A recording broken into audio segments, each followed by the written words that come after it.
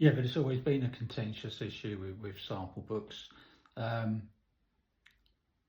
if you're an interior designer, it's not a problem because you're normally working on specification work or project work where you have to put mood boards together so you can work off sampling. But if you've got a retail outlet or you're a reseller of product in a showroom environment or a workshop environment, then you have to have physical sampling there because samples will just get lost. So you actually have to have a book.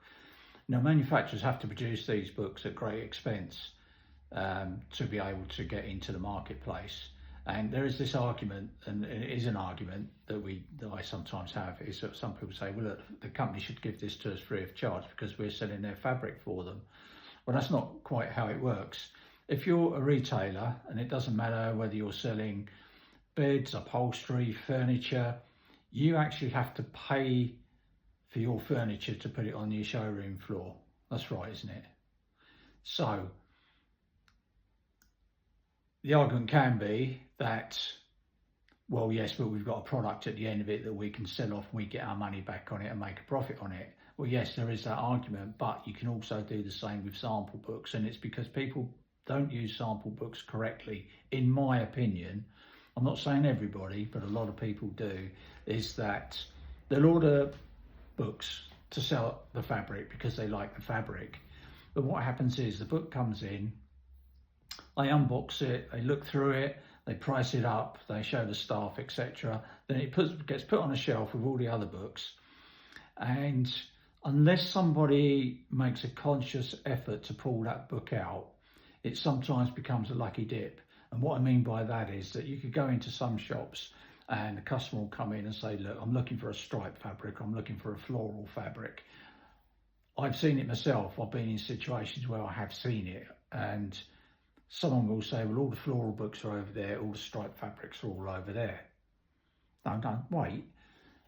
And they leave the customer to get on with it. Instead of leading the customer over, saying, well, look, we've just had this one come in, it's a new collection, or this one we do quite well with and it's within your price range, and spend time with the customer going through it. They don't, they just leave the customer to go through the books. Then it becomes a bit of a lucky dip. So then what happens is that you've got 10 books and then you might do the odd order from each book, which is fine, which is, what they're there for.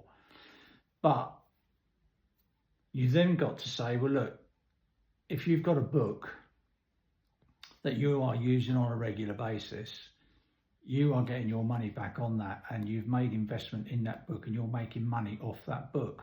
So as an example, if you've got a book on display and it, argument's sake, retail price £40. Well, you sell 10 metres a month from that book, that's £400 at retail. So you've made roughly about £200 in sales, if you take off the margin, etc. Without that £200, that book may have cost you £20. So you are already not only paid for that book, but you've also now into profit on the fabrics from that book. Now, if that book's in for 3 years, and you sell on average 10 metres a month, that is roughly around £3,000 a year. So from that one book, you can make £3,000 plus per year off that one book.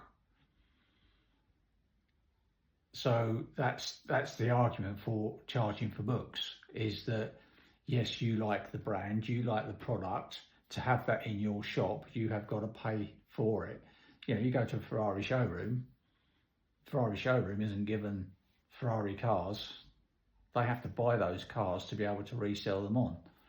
It's the same in anything in retail. Just because it is a sample doesn't mean to say that that should be free of charge. It's an investment in your business. It's not an expense, it's not a cost, it's an investment. It's there for you to be able to make a lot of money off. That is my personal argument for it. Yeah, I know. Some people do, don't see it that way. But if you're starting a business, you've got to be able to be prepared to invest in your business to be able to make money. and that is the way business works. Yeah.